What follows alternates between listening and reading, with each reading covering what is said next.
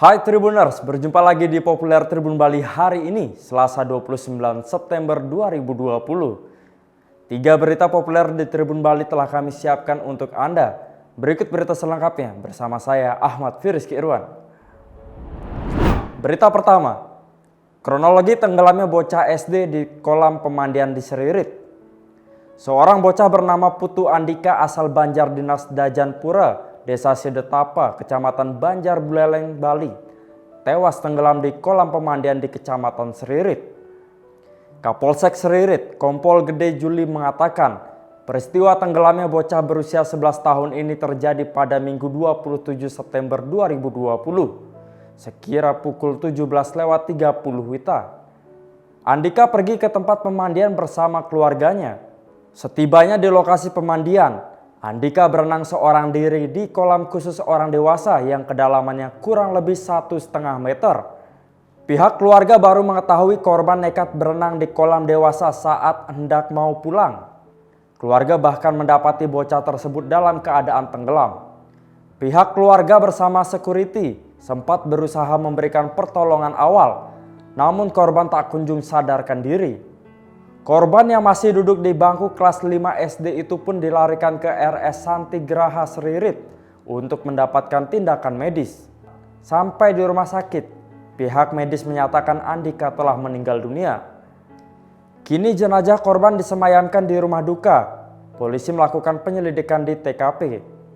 Kompol Gede Juli bahkan mengatakan tempat pemandian sudah ditutup dan sudah dipasangkan garis polisi.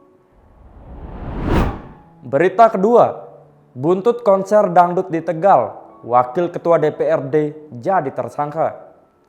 Konser dangdutan di Tegal yang digelar oleh Wakil Ketua DPRD Tegal, Wasmat Edi Susilo, di tengah pandemi COVID-19 beberapa waktu lalu akhirnya berbuntut panjang. Kapolsek Tegal Selatan Kompol Joharno dicopot dari jabatannya lantaran tak berani membubarkan konser tersebut. Sang pemilik hajatan, Wasmat Edi Susilo, kini ditetapkan sebagai tersangka. Polisi melakukan pemeriksaan terkait penyelenggaraan konser dangdut di lapangan Tegal Selatan, Kota Tegal pada Rabu 23 September 2020 malam.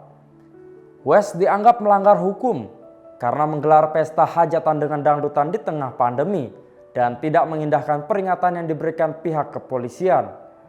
Kapolres Tegal Kota, AKBP Rita Wulandari Wibowo didampingi Kasat Reskrim AKP Suaib Abdullah, Senin 28 September 2020 mengatakan, setelah melakukan serangkaian pemeriksaan, lalu dilakukan penetapan tersangka kepada terlapor atas nama Wes. Menurut Rita, dasar penyelidikan awalnya adanya laporan polisi. Setelah melakukan penyelidikan dan bukti permulaan yang cukup kemudian berlanjut ke penyidikan.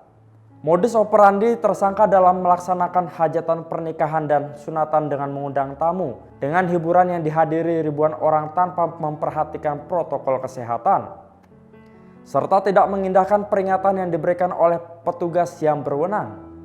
Menurut Rita, dalam kasus yang ditangani penyidik gabungan dari Polda Jawa Tengah dan Polres Tegal Kota itu sedikitnya telah meminta keterangan 15 orang saksi.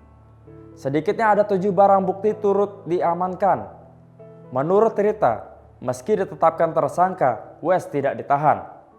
Ketua DPD Partai Golkar Kota Tegal ini hanya akan dikenakan wajib lapor sambil menunggu proses hukum berjalan.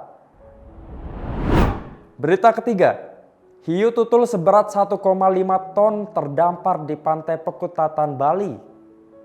Seekor hiu tutul terdampar di Pantai Pekutatan, Kecamatan Pekutatan, Jembrane, Bali, Selasa 29 September 2020. Hiu raksasa terdampar sekitar pukul 6 WITA.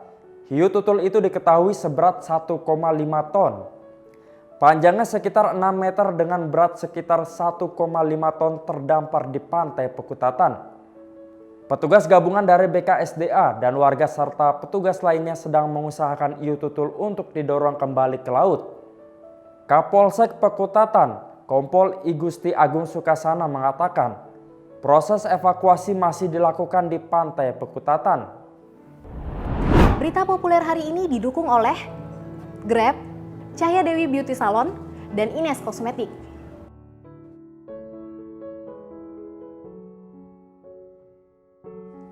Demikian 3 berita populer Tribun Bali hari ini. Baca berita selengkapnya di koran Tribun Bali. Dan baca juga www.tribunbali.com. Jangan lupa follow, like, komen, dan share Facebook, Instagram, dan YouTube Tribun Bali.